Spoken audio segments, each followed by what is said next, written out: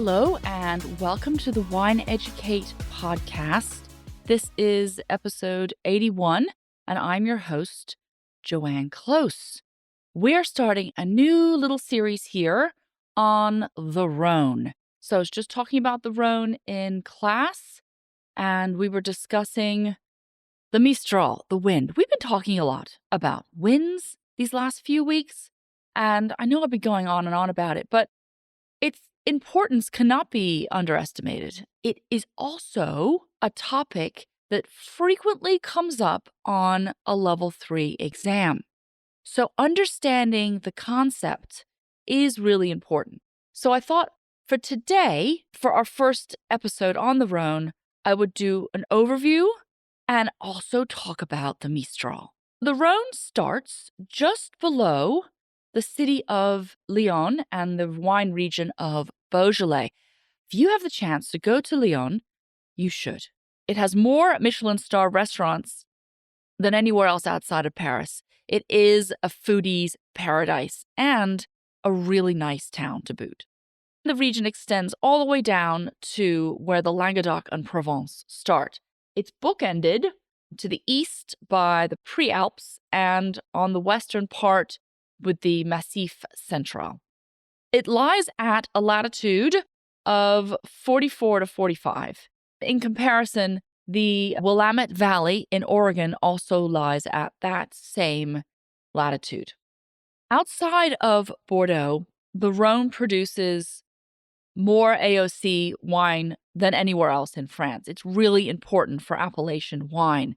Of this, about 75% of it is red, which makes sense, 16% rosé, and that is increasing, and 9% white.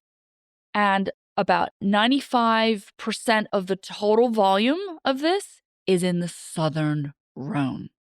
A little bit about the generic appellations here. So this is an appellation that both the Northern Rhone and Southern Rhone share, and that's the Côte du Rhone AOC, founded in 1937.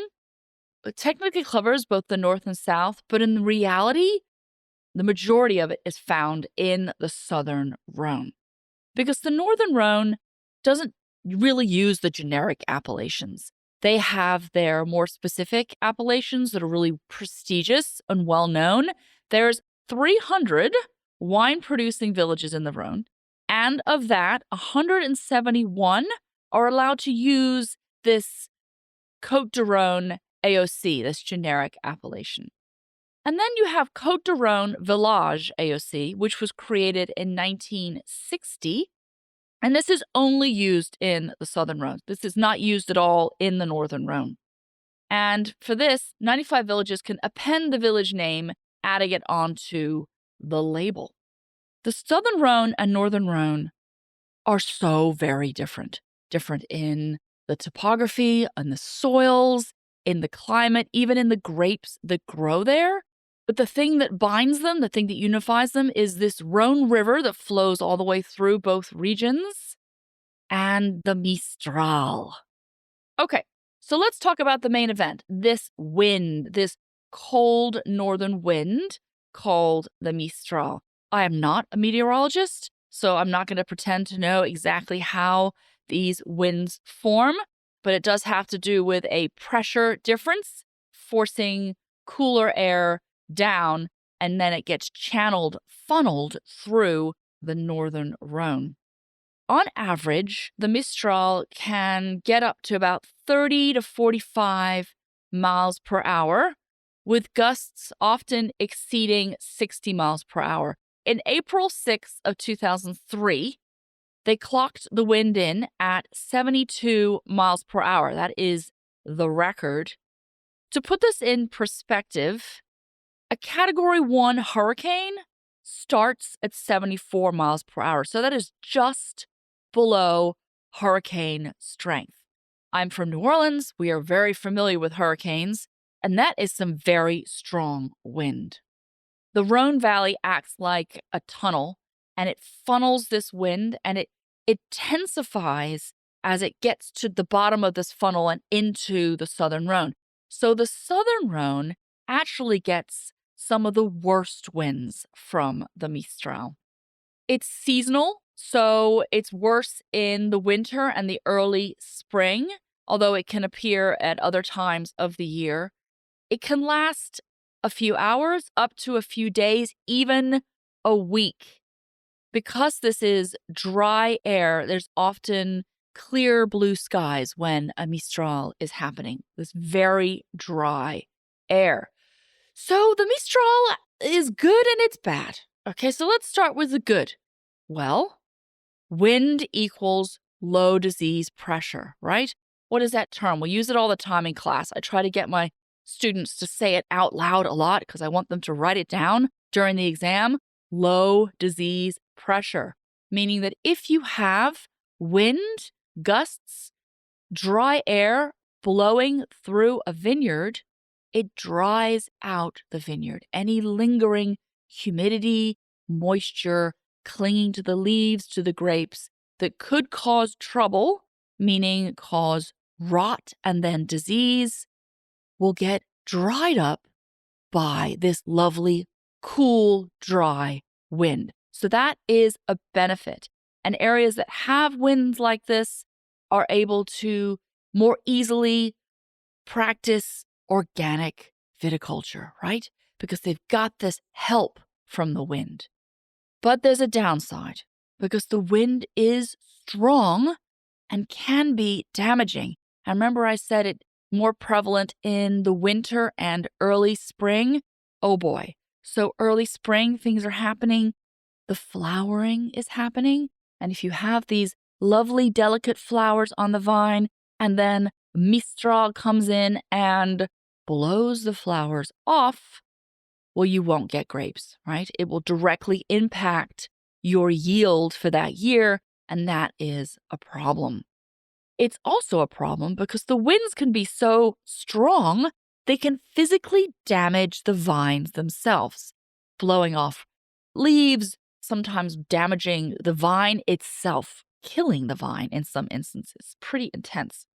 So how do vignerons protect their vines against the Mistral for the Northern Rhone and the Southern Rhone? Because they do have techniques for this, and they are actually different in both places. The Northern Rhone has very steep slopes, and the vines are often planted on these terraced sites to maximize their exposure to the sun, their southeast facing exposure. So the vignerons do two things in the Northern Rhone. First of all, it has to do with site selection. By planting the vines in these lateral valleys, they can act as a shield, protecting it from the brunt of the Mistral. Also, in how they train the vines. We are, Syrah is the dominant grape planted here, and it is planted on individual stakes. Literal stakes drove into the ground, one per grapevine, sometimes in a couple of stakes put together to look like a teepee. And the vine itself is tied to the stake, really anchoring it, protecting it from this very strong wind. So that's what they're doing in the Northern Rhone. Southern Rhone, well, you're a bit more exposed, right? Flattening out the landscape. There's less of these natural wind blocks that can help. So you either have to create your own windbreak, maybe plant some trees or do something to help protect against this. The most planted grape in the Southern Rhone is Grenache. And Grenache is bush trained, so they're low to the ground, therefore not exposed to too much of the wind, and therefore that acts as a natural way to protect those vines. Syrah does not grow that way. It needs to be trained. It can be more easily damaged than Grenache by the winds. So trellising support here is very important. And they're carefully trellised to protect against the wind. Level 3 folks, I hope that helps you if you should get an essay question on the Mistral or other winds in other places. We know there are lots of other winds that we need to know. For our next 2 episodes, I'm going to be talking about the Northern Rhone and its appellations, grapes, and styles, and then the Southern Rhone, same thing. I encourage you to sign up for the newsletter if you've not done so already. I break up study tips for every different level, level 1, 2, and 3. Level 3, I'm going to give you an essay question so you can take a crack at it. And I'm also going to create a quiz, a level 2 quiz for both the Northern Rhone and the Southern Rhone. So to sign up for the newsletter, go to wineeducate.com. And at the top, you'll see that green button, newsletter sign up. All right. Thank you, friend, and have a lovely weekend.